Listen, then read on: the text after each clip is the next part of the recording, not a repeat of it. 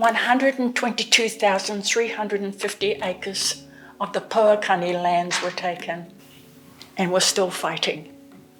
I have been very, very fortunate to have a mokopuna who has dedicated his life practically to this mahi, in and out of court.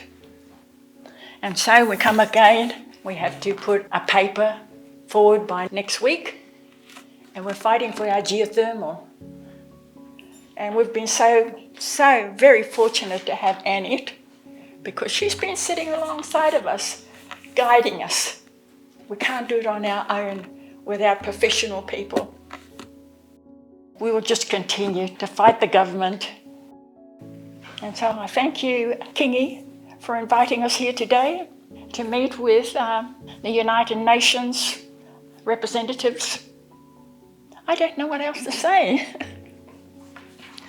It's been a struggle.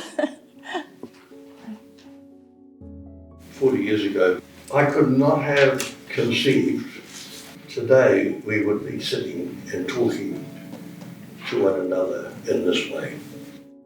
And to be able to draw some threads of similarity in those stories of systemic racism and oppression, so that we can explain our positions to our pūkenga from the United Nations. That if we can come together as a collective and harness our power and our energy, we have the potential to make a difference. And my God, with the new government, we've got a fight on our hands. And I'm so pleased. I'm sorry, I'm a bit emotional. To think that all that mahi has not been in vain. And that we continue with the fight.